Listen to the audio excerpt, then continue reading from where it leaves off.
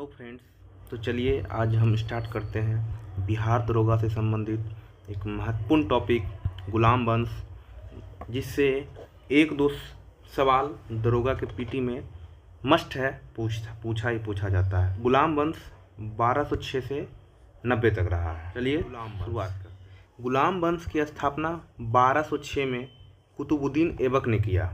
कुतुबुद्दीन ऐबक वह मोहम्मद गौरी का गुलाम था।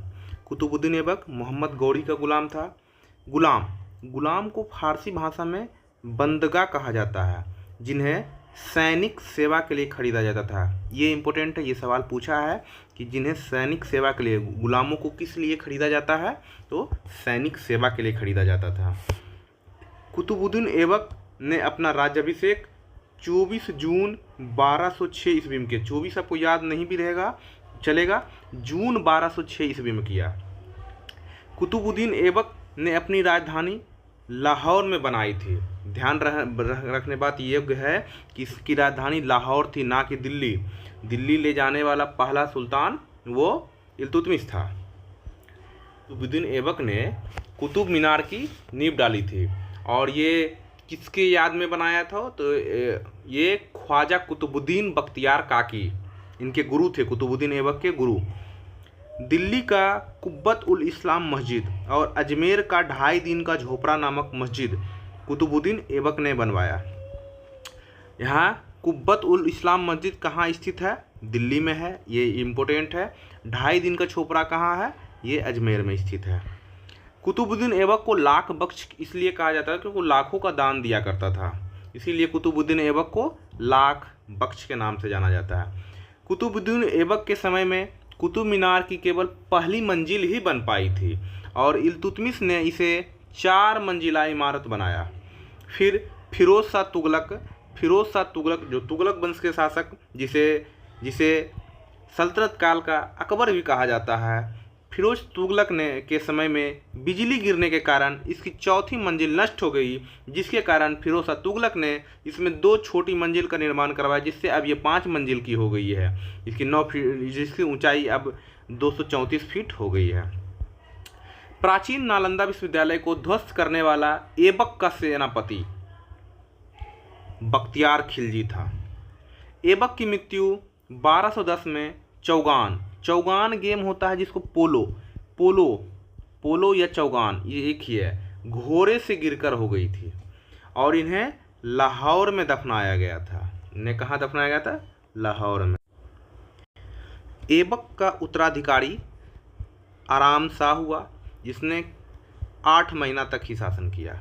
आराम शाह की हत्या करके इल्तुतमिश 1211 में दिल्ली की गद्दी पर बैठा। इल्तुतमिश तुर्किस्तान का इलबरी तुर्क था। इम्पोर्टेंट सवाल, इल्तुतमिश जो है कैसा, तो इलबरी तुर्क था, जो ऐबक का गुलाम एवं दामाद था। चलिए, ऐबक की मृत्यु के समय वह बदायूं का गवर्नर था। ऐबक की मृत्यु के समय वो कहाँ का गवर्नर था? बदायूं का गवर्नर था। इल्तुतमिश लाहौर से राजधानी स्थानांतरित करके दिल्ली लाया। ये दिल्ली की गद्दी पर बैठने वाला पहला सुल्तान बना। इसने हौज सुल्तानी का निर्माण देहली एकुना के निकट करवाया।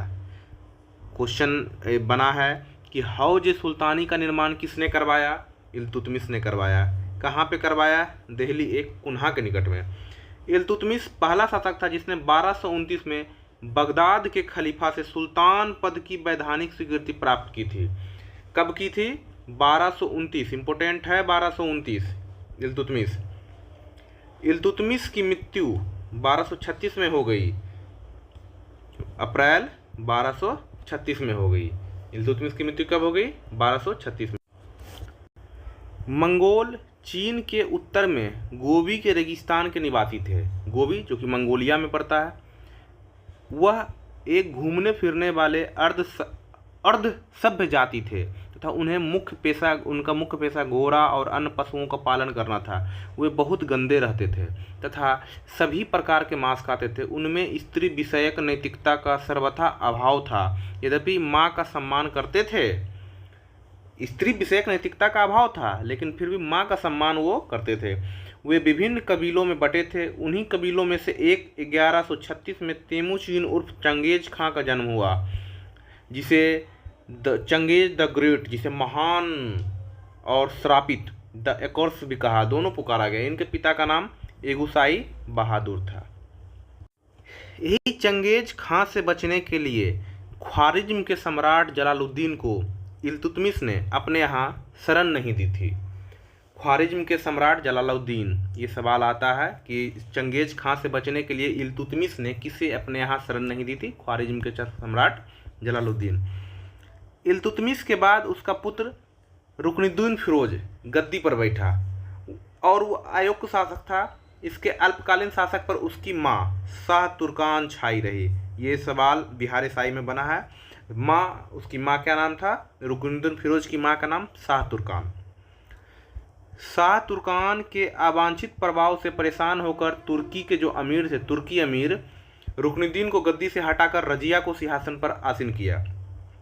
रजिया बेगम प्रथम मुस्लिम महिला थी जिसने शासन की बागडोर संभाली थी, और इसने 1236 से लेकर के 1240 ईस्वी तक शासन की है रजिया सुल्तान। रजिया ने पर्दा प्रथा का त्याग कर पुरुषों की तरह चोगा जिसे कावा कहते हैं, और कुलाह मीन्स टोपी, चोगा और कावा पहनकर राज दरबार में खुले मुंह, मुस्लिम महिला खुले मुंह नहीं जाती थी, लेकिन वो खुले मुंह जाने लगी। रजिया ने मलिक जलालुद्दीन याकूत को अमीर ए आखूर नियुक्त किया। अमीर ए आखूर का मतलब होता है घोड़े का सरदार। तो रजिया ने अमीर ए आखूर किसे नियुक्त किया? मलिक जमालुद्दीन याकूत को नियुक्त किया। गैर तुर्कों को सामंत बनाने के कारण रजिया के से जो है तुर्की अमीर का रिश्ता उससे खराब हो गया और उन्हें बंदी बनाकर दिल्ली की गद्दी पर मुइजुद्दीन बहराम शाह को बैठा दिया। रजिया के बाद कौन गद्दी पर बैठा है? ये बहराम शाह। रजिया की शादी अल्तुनिया के साथ हुई। इससे शादी करने के बाद रजिया पुनः गद्दी प्राप्त करने का प्रयास किया, लेकिन वह असफल रही। रजिया की हत्या 13 अक्टूबर 1240 ईस्वी को डाकुओं के द्वारा कैथल के पास कर दिया गया। रजिया की मृत्यु 1240 में कैथल के पास कर दिया गया। चलिए, बहराम शाह को बंदी बनाकर उसकी हत्या मई 1242 में किसने कर दिया गया? बहराम शाह, जो कि 1240 से 1242 तक ही गद्दी पर बैठा है। उसके बाद दिल्ली का सुल्तान अलाउद्दीन मसूद शाह बना। उसके बाद दिल्ली का सुल्तान कौन बना? अलाउद्दीन मसूद शाह। याद रखना है कि इल्तुतमिश के बाद रुकनुद्दीन फिरोज बना है, उसके बाद रजिया सुल्तान बनी है 1236 से 40 तक, उसके बाद बहराम शाह बना है 1240 से 1242 तक, उसके बाद अलाउद्दीन मसूद शाह बना है 1242 से 1246 तक। फिर बलबन ने संयंत्र के द्वारा 1246 में अलाउद्दीन मसूद शाह को हटा करके नसरुद्दीन महमूद को सुल्तान बनाया, और नसरुद्दीन महमूद ये 1246 से 1266 तक सुल्तान बना रहा। नसरुद्दीन महमूद ऐसा सुल्तान था जो टोपी सीकर अपना जीवन निर्वाह करता था। बलबन ने अपनी पुत्री का विवाह नासरुद्दीन मोहम्मद के साथ किया। बलबन का वास्तविक नाम बहाउद्दीन था। ये बहुत इंपॉर्टेंट है कि बलबन का वास्तविक नाम क्या था? बहाउद्दीन। और वह इल्तुतमिश का गुलाम था। तुर्कान ए चिहलगानी का विनाश किसने किया? बलबन। और इसे शुरू किया था इल्तुतमिश ने। तुर्कान ए चिहलगानी को शुरुआत किसने किया था? इल्तुतमिश ने। बलबन 1266 में गयासुद्दीन बलबन के नाम से दिल्ली की गद्दी पर बैठा। यह मंगोलों के आक्रमण से दिल्ली की रक्षा करने में सफल रहा। सीरी नामक नया नगर बलबन ने बसाया। ध्यान देने योग्य है कि सीरी नामक नगर है और ये बलबन बसाया है, और सीरी का किला आया तो वो अलाउद्दीन खिलजी ने बनाया था। सीरी का किला किसने बनाया? अलाउद्दीन खिलजी।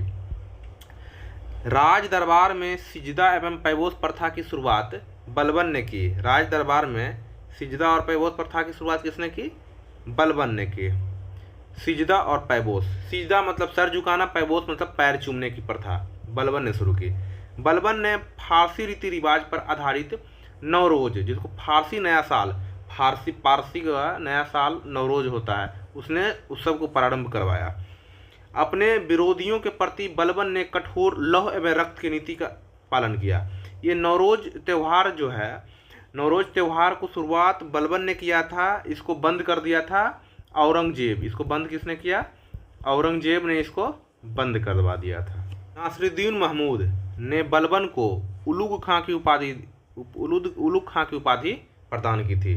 तो बलबन को नासिरुद्दीन महमूद ने कौन सी उपाधि प्रदान की थी? उलुग खां की। बलबन आखेट अभियान के बहाने अपनी सेना को लंबी दूरी तक कवायद करता था। आखेट का मतलब होता है शिकार करना। आखेट अभियान के बहाने अपनी सेना को लंबी दूरी तक कवायद कर दुरुस्त रखता था। बलबन के दरबार में फारसी के प्रसिद्ध कवि अमीर खुसरो और अमीर हसन रहते थे। गुलाम वंश का अंतिम शासक शमसुद्दीन कैमुर्स था। कौन था? शमसुद्दीन कैमुर्स। और ये आज रहा गुलाम वंश लुसेंट से। और धीरे धीरे ऐसे ही करके लुसेंट का सारा topic and also press this bell icon.